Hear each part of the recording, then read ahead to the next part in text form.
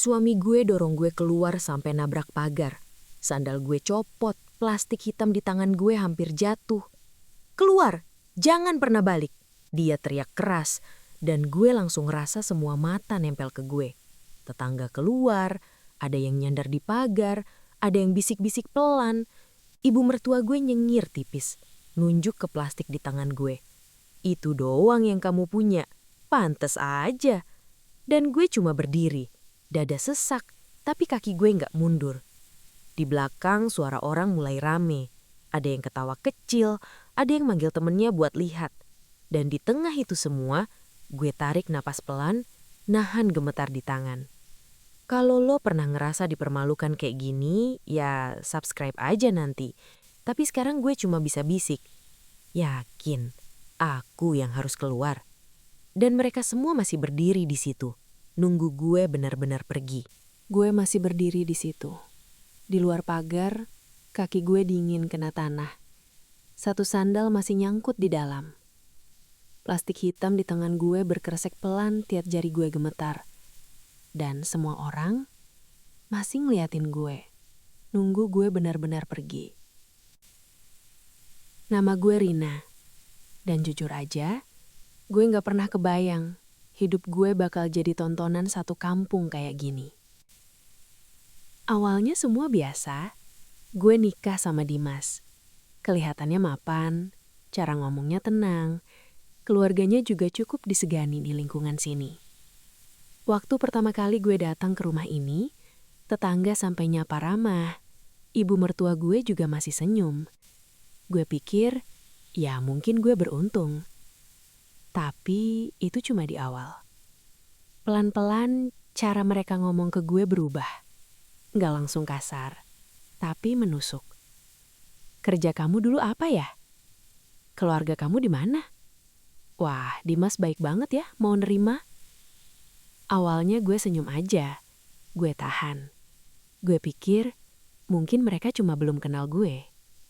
Tapi makin hari, nadanya makin beda. Bukan nanya lagi, tapi merendahkan. Dan yang paling kerasa, gue mulai ditempatin di posisi paling bawah di rumah itu. Di meja makan gue sering makan belakangan. Di ruang tamu gue lebih sering diam, karena tiap gue ngomong, selalu dipotong. Dan Dimas, yang dulu sering bela gue, mulai ikut diam. Bahkan beberapa kali, gue dengar suara tetangga dari luar pagar. Yang itu ya istrinya, kayaknya gak selevel. Suara itu pelan, tapi cukup jelas buat bikin gue kaku di dalam. Sampai akhirnya, satu kejadian kecil bikin semuanya pecah. Hari itu ibu mertua gue tiba-tiba teriak dari kamar. "Uang aku hilang!"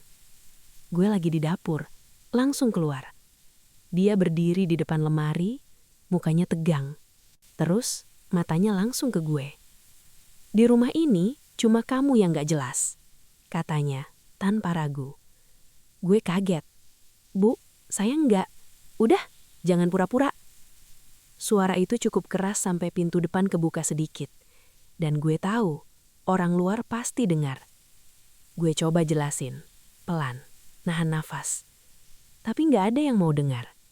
Dimas cuma berdiri di samping, tangannya di saku, nggak bilang apa-apa. Itu lebih sakit dari tuduhannya sendiri. Dari situ, semuanya berubah cepat. Barang-barang mulai dikunci. Lemari dapur nggak boleh gue pegang. Dan tiap gue lewat, ada aja tatapan yang beda. Bahkan pas gue keluar rumah, suasananya langsung aneh. Tetangga yang biasanya nyapa, sekarang cuma lihat sekilas terus bisik. Dan hari ini, semua itu numpuk jadi satu. Di halaman ini, di depan semua orang. Dengan gue berdiri di luar, seolah gue memang gak punya tempat di rumah itu. Dan dari halaman itu, semuanya kebayang lagi jelas di kepala gue.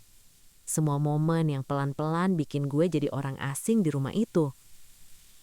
Sejak tuduhan itu, suasana langsung berubah. Gak pakai jeda, gak ada klarifikasi. Pagi berikutnya gue lagi di dapur, nyuci piring. Air keran ngalir terus, tapi suasana di belakang gue dingin banget. Ibu mertua masuk, langkahnya sengaja berat. Terus langsung buka lemari, keras. Bunyi pintunya sampai mental. Kunci lemari sekarang aku pegang, gak bisa sembarangan lagi, katanya sambil narik kunci dari gantungan. Dia gak lihat gue, tapi jelas itu buat gue. Gue berhenti sebentar, tangan gue masih basah. Mau ngomong, tapi lidah gue kaku. Akhirnya gue lanjut nyuci, pelan, sambil nahan nafas. Siang harinya gue mau ambil beras. Lemarinya udah dikunci. Gue berdiri di situ beberapa detik, nunggu, berharap ada yang buka. Tapi nggak ada. Dari ruang tamu suara TV nyala kenceng. Ada suara ibu mertua ngobrol sama tetangga yang mampir. Iya, sekarang harus hati-hati. Orang itu kan nggak jelas asalnya. Gue langsung diem di tempat. Orang itu bukan nama gue lagi. Sore itu, Dimas pulang. Suara motornya berhenti di depan.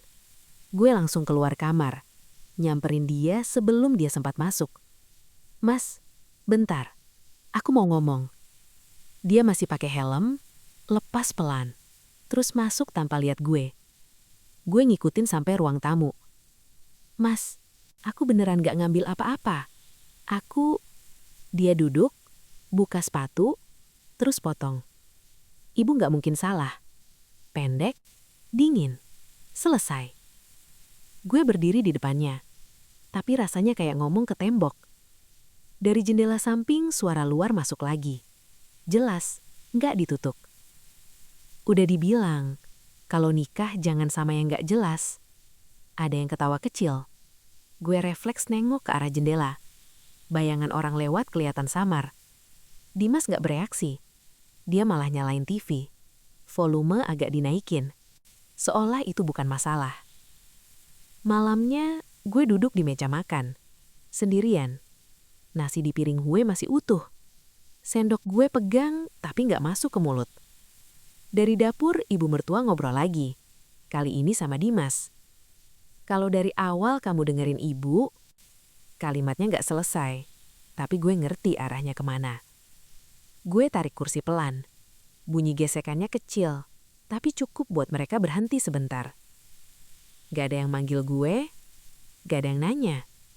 Gue bangun, bawa piring ke wastafel. Air ngalir lagi. Dan di situ gue sadar, gue bukan lagi bagian dari rumah itu. Gue cuma orang yang ditoleransi. Dan tiap hari setelah itu, rasanya makin sempit. Bukan cuma ruang, tapi posisi gue di mata mereka. Dan dari situ, semuanya nggak cuma dingin lagi. Mulai dibuka terang-terangan, seolah gue memang harus dipermalukan di depan orang lain. Beberapa hari setelah itu, pagi-pagi rumah udah terasa aneh. Pintu depan dibuka lebar. Kursi di ruang tamu digeser. Bunyi kakinya nyeret lantai. Kasar, sengaja. Gue lagi nyapu waktu ibu mertua gue manggil. Rina, sini. Nada suaranya bukan sekedar manggil. Kayak udah siap ngejatuhin. Gue masuk ke ruang tamu dan langsung berhenti di pintu. Ada Pak RT duduk di kursi tengah. Di sampingnya Bu Sari sama 2 tetangga lain. Mereka semua nengok barengan. Gak ada yang senyum. Sapu masih di tangan gue. Dan gue cuma berdiri di situ. Gak ada yang nyuruh duduk. Ibu mertua gue berdiri di samping lemari. Tangan dilipat. Biar jelas sekalian, katanya. Belum juga gue buka mulut, uang saya hilang. Dan di rumah ini cuma dia yang gak punya latar belakang jelas. Langsung, kayak udah disiapin. Bu Sari condong dikit ke depan. Matanya nyari muka gue. Salah satu tetangga bahkan nyender, seolah mau lihat lebih jelas. Gue tarik napas. Bu, saya enggak. Udah, jangan banyak alasan. Suara itu nabrak langsung. Sampai Pak RT kaget, bahunya gerak sedikit. Gue langsung diam. Bukan karena gue salah, tapi karena emang gak dikasih ruang. Dimas ada di situ, berdiri di dekat jendela. Tangannya nyandar di kusen. Tapi dia gak lihat gue. Dia lihat keluar. Seolah ini bukan urusan dia. Dan itu lebih nyakitin dari semua kata yang keluar. Akhirnya Pak RT buka suara. Pelan. Iya, mungkin bisa dibicarakan baik-baik dulu. Belum selesai. Saya cuma gak mau rumah saya kemasukan orang kayak gini. Ibu mertua gue motong lagi. Kali ini lebih dingin, lebih jelas, dan langsung ke gue. Gue bisa ngerasain perubahan itu. Cara orang-orang narik badan. Cara mereka duduk jadi lebih jauh. Salah satu tetangga bahkan berdiri pelan, pindah posisi. Seorang terlalu dekat sama gue itu salah. Gue lihat tangan gue sendiri, kosong. Gak ada yang bisa gue pegang. Saya gak ngambil apa-apa. Suara gue keluar lagi. Kecil. Gak ada yang nangkap. Dimas tetap diam. Ibu mertua gue malah buang muka. Dan dari luar, suara mulai masuk. Langkah kaki berhenti di depan pagar. Bisikan mulai muncul. Lagi ribut ya? Yang dibilang maling siapa? Ada yang sengaja berdiri lebih lama. Ada yang pura-pura lewat, tapi gak pergi. Ruang tamu itu, mendadak terasa sempit banget. Gue berdiri di tengah, kayak titik yang semua orang lihat. Tapi gak ada satupun yang berdiri di sisi gue. Akhirnya Pak RT berdiri. Ya, kalau belum jelas jangan langsung menyimpulkan. Tapi suaranya tenggelam, gak cukup kuat. Satu persatu mereka keluar. Langkah mereka pelan, tapi tatapan terakhir itu jelas. Bukan penasaran lagi, tapi yakin. Dan sejak saat itu, bukan cuma di dalam rumah.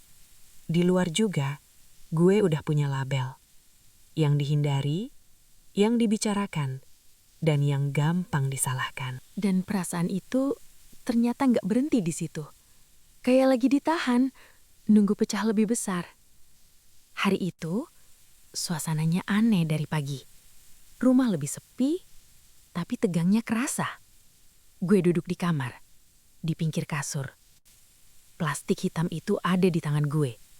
Gue buka sedikit, terus tutup lagi. Bukan karena ragu, tapi karena gue tahu kalau ini keluar, semuanya bakal berubah. Di luar, langkah ibu mertua gue lewat cepat. Terus, suara pintu depan dibuka agak keras. Belum sempat gue berdiri, suara motor berhenti mendadak. Mana Dimas? Suara laki-laki. Keras, gak pakai basa-basi. Gue langsung keluar kamar. Langkah gue cepat ke ruang tamu, terus ke pintu. Dan begitu gue sampai di halaman, langsung rame. 2 orang berdiri di depan pagar. Jaket hitam, wajah tegang. Satu pegang kertas. Tetangga muncul cepat, kayak udah siap. Ada yang buka pagar sedikit, ada yang berdiri di ujung jalan. Ada yang langsung manggil orang lain. Itu siapa? Penagih utang kayaknya. Suara itu nyebar cepat. Dimas keluar dari dalam. Mukanya langsung berubah. Ibu mertua gue di belakangnya. Langsung pegang lengan dia. Ini siapa? Suaranya udah panik. Orang itu maju 1 langkah. Utang, jatuh tempo hari ini. Langsung pecah. Utang apa lagi? Ibu mertua gue hampir teriak. Tetangga makin dekat. Sekarang bukan cuma lihat. Mereka dengar jelas. Gue berdiri agak ke samping. Masih pegang plastik itu. Tangan gue makin dingin. Dimas kelihatan panik. Matanya mutar. Nyari jalan. Terus, dia nengok ke gue. Dan di detik itu, gue tahu dia bakal lempar gue. Ini semua gara-gara dia. Langsung. Kencang. Semua orang langsung noleh ke gue. Gue bekuh. Mas, dari dulu cuma jadi beban. Gak bantu apa-apa. Setiap kata dia makin keras. Sengaja didengar. Tetangga langsung respon. Pantes. Udah kelihatan sih. Ada yang geleng. Ada yang senyum tipis. Rentenir itu nengok ke gue. Ngeliat dari atas sampai bawah. Ini istrinya. Gak ada yang jawab. Tapi semua orang tahu. Ibu mertua langsung nyambung. Iya, dari dia masuk, masalah gak berhenti. Gue nengok ke dia. Dada gue panas, tapi suara gak keluar. Sekarang, semua fokus ke gue. Bisikan makin keras. Gak disembunyiin lagi. Dia yang bikin utang. Gaya sih biasa aja. Gue genggam plastik itu lebih kencang. Dan di situ, gue sadar, ini bukan lagi soal tuduhan. Ini udah jadi tontonan. Dan gue lagi didorong ke tengahnya. Pelan, tapi pasti. Dan dari tatapan mereka ke gue itu, suasananya langsung berubah jadi lebih kasar. Kayak semua orang tiba-tiba punya alasan buat nyerang. Udah jelas kan? Ibu mertua gue maju setengah langkah. Suaranya makin tinggi. Gak bawa apa-apa, malah bikin masalah. Rentenir depan pagar mulai gak sabar. Gue gak peduli urusan rumah tangga kalian. Yang gue tahu, utang harus dibayar hari ini. Dia gedor pagar sekali. Keras. Bunyinya bikin beberapa tetangga mundur dikit, tapi gak pergi.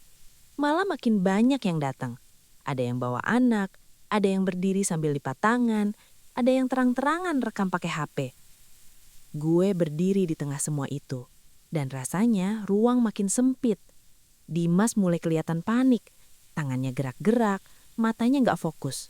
Tapi bukannya ngadepin masalah, dia balik lagi ke gue. Ini semua gara-gara Kalu, ngerti gak sih? Dia teriak. Gue kaget. Mas, aku gak. Dimas, dari dulu cuma nyusahin. Sekarang jadi begini. Setiap kata dia keluar makin keras, makin sengaja didengar orang. Tetangga langsung respon. Wah, parah. Yang satu lagi menimbrung. Istrinya kayak gitu. Gue bisa ngerasa semua mata nempel ke gue lagi. Ibu mertua gue nyamperin gue. Jaraknya makin dekat. Udah, keluar aja kamu dari rumah ini. Kita gak butuh orang kayak kamu. Nada suaranya tegas. Bukan emosi lagi, tapi keputusan. Gue mundur setengah langkah. Plastik di tangan gue makin gue genggam. Keluar! Kali ini Dimas yang teriak. Dan sebelum gue sempat bereaksi, dia dorong gue. Gak sampai jatuh, tapi cukup keras buat bikin badan gue mundur keluar pagar. Sandal gue lepas satu, nyeret di lantai. Suara gesekan itu kedengeran jelas di tengah keramaian. Beberapa orang langsung bereaksi. Ada yang, ih, telan. Ada yang ketawa tipis. Ada yang makin semangat nonton. Gue sekarang di luar. Posisinya jelas. Gue bukan bagian dari dalam lagi. Rentenir berhenti ngomong. Mereka ngeliat gue, lalu ke Dimas, lalu balik lagi ke gue. Seolah lagi nimbang siapa yang paling lemah di situ. Ibu mertua gue berdiri di dalam pagar, tangan di pinggang, tatapannya turun naik ke gue. Lihat tuh, katanya ke orang-orang, bawaannya cuman plastik begitu. Seseorang di belakang nyeletuk, pantas aja. Dan suara kecil itu cukup buat bikin beberapa orang ikut ketawa. Gue berdiri di situ. Kaki gue dingin, nafas gue berat. Tapi yang paling kerasa bukan dorongannya. Itu cara mereka lihat gue sekarang. Bukan lagi sebagai orang, tapi sebagai sesuatu yang pantas dibuang. Dan di tengah semua itu, gue masih pegang plastik ini. Dan semua orang masih nunggu apa yang bakal gue lakukan. Dan di titik itu, semua mata masih nempel ke gue. Kayak mereka nunggu. Gue bakal nangis, pergi, atau jatuh di situ juga. Gue berdiri di luar pagar. Tanahnya dingin di telapak kaki gue yang cuma pakai satu sandal. Yang satunya masih di dalam, miring di dekat pintu. Plastik hitam ini masih gue pegang. Bunyi kresek-kreseknya kecil. Tapi di suasana sepi kayak gini, kedengeran jelas banget. Lihat tuh, suara ibu mertua gue lagi. Sekarang lebih santai tapi menusuk. Bawaannya cuma plastik begitu. Beberapa orang di belakang langsung nyaut. Iya ya, kasian sih, tapi ya gimana? Ada yang ketawa kecil, ada juga yang cuma senyum miring. Gue ngelirik ke arah mereka sekilas. Nggak lama, cuma cukup buat ngerasain mereka nggak lagi netral. Mereka udah milih sisi. Rentenir masih berdiri di depan pagar. Tadi mereka galak. Sekarang cuma ngeliatin. Salah satu dari mereka nyender dikit ke pagar. Jadi, siapa yang mau tanggung jawab ini? Gak ada yang langsung jawab. Dimas berdiri di dalam, agak ke belakang sekarang. Tatapannya ke gue, tapi beda. Bukan marah lagi, lebih ke berharap gue bener-bener hilang dari situ. Seolah kalau gue pergi, semua masalah ikut selesai. Gue tarik napas pelan. Dada gue masih berat. Tapi entah kenapa kepala gue mulai lebih tenang. Gue bisa aja pergi. Tinggal balik badan, jalan, selesai. Dan semua orang di sini bakal dapat apa yang mereka mau. Gue hilang dari pandangan. Tapi kaki gue nggak gerak. Gue malah berdiri lebih tegak. Yakin, aku yang harus keluar. Suara gue keluar, pelan tapi jelas. Semua langsung diem. Gak ada yang nyangka gue bakal ngomong. Ibu mertua gue ketawa kecil kali ini, lebih keras. Lah, jelas. Kamu pikir kamu punya apa di sini? Kata-kata itu dilempar begitu aja, tanpa mikir. Dan justru itu yang bikin gue berhenti sepenuhnya. Gue angkat sedikit plastik di tangan gue. Gerakan kecil, tapi semua orang langsung lihat. Dimas sedikit maju. Matanya nyempit. Apaan itu? Nggak ada yang jawab. Semua nunggu. Gue nggak buru-buru. Gue cuma lihat satu persatu wajah mereka. Yang tadi ngetawain, yang tadi bisik-bisik, yang tadi diem. Dan untuk pertama kalinya sejak gue didorong keluar, gue ngerasa mereka yang mulai nunggu gue, bukan sebaliknya. Dan dari tatapan mereka yang mulai nunggu itu, gue akhirnya buka plastik di tangan gue. Pelan, nggak buru-buru. Bunyi kreseknya jelas banget. Semua orang langsung diam. Rentenir yang tadi ribut, sekarang cuma berdiri. Nggak ada yang nyela. Gue jongkok sedikit, buka lipatannya satu-satu. Tangan gue masih gemeter tipis, tapi kepala gue udah tenang. Di dalamnya, map coklat, tebel. Gue tarik keluar. Debu tipis keangkat, kena cahaya. Beberapa orang langsung condong ke depan. Apa itu? Bisik seseorang. Gue berdiri lagi. Nggak langsung ngomong. Gue jalan pelan ke arah pagar. Ke arah Pak RT. Langkah gue pelan, tapi semua mata ngikutin. Pak, gue sodorin. Boleh dibaca? Pak RT ragu. Matanya ke gue, ke Dimas, ke ibu mertua gue. Nggak ada yang nyegah. Dia ambil, gue mundur sedikit. Sekarang semua fokus ke dia. Dia buka, halaman pertama dibalik. Ekspresinya langsung berubah. Alisnya naik sedikit. Ini dia berhenti. Sertifikat rumah. Suara itu pelan, tapi langsung nyebar. Gue angguk. Nama pemilik, dia baca lagi. Rina, sunyi. Benar-benar sunyi. Gak ada bisikan, gak ada suara. Gue nengok ke Dimas. Mukanya kosong. Kayak lagi nyoba ngerti. Ibu mertua maju cepat. Mana sini? Tangannya hampir nyentak map itu. Ini pasti salah. Tapi Pak RT tahan. Enggak, ini resmi. Gue buka plastik lagi. Masih ada. Gue keluarin berkas lain. Ini juga, Pak. Dia ambil. Buka. Bukti transfer, dia baca pelan. Jumlahnya, dia berhenti. Ngelirik ke gue. Miliaran? Bisikan mulai muncul lagi. Tapi nadanya beda. Serius. Miliaran. Rentenir langsung tegak. Maju satu langkah. Coba lihat. Pak RT nunjukin sekilas. Gue akhirnya ngomong. Pelan. Utang dia udah lunas. Semua langsung noleh ke gue.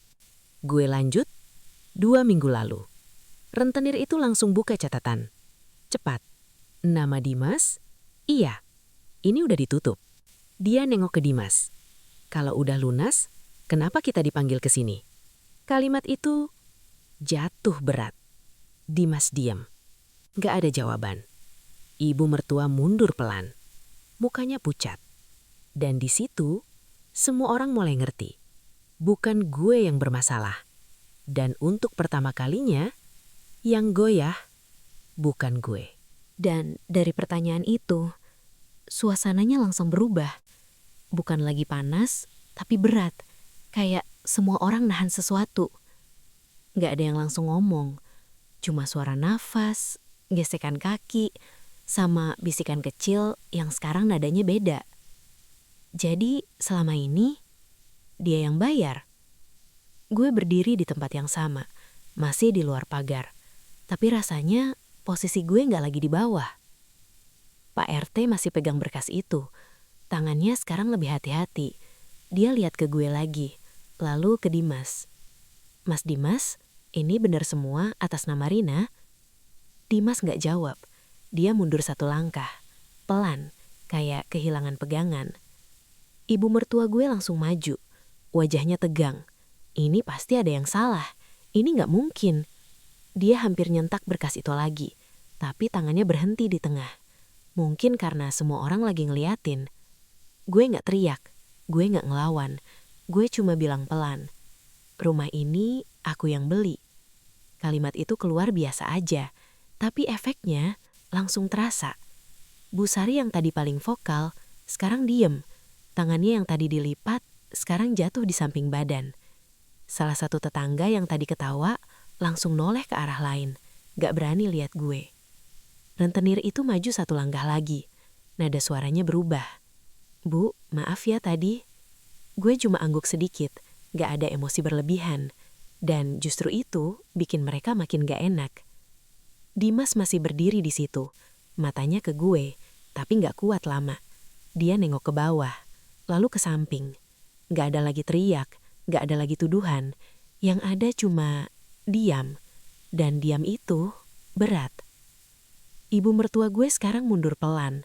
Langkahnya kecil, tapi kelihatan jelas. Dia mulai kehilangan posisi. Bisikan tetangga makin pelan, tapi isinya berubah. Jadi dia yang punya rumah.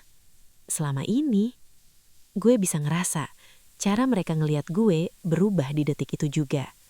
Bukan karena gue ngomong banyak, tapi karena fakta itu kelihatan langsung di depan mereka. Dan di situ, untuk pertama kalinya, yang berdiri di tengah perhatian bukan gue yang disalahkan, tapi mereka yang tadi paling keras ngomong. Dan dari diam yang makin berat itu, nggak ada lagi yang berani mulai duluan. Bener-bener hening. Gue masih di luar pagar, tapi sekarang yang di dalam justru kelihatan kayak kehilangan tempat. Gue melangkah satu langkah ke depan, pelan.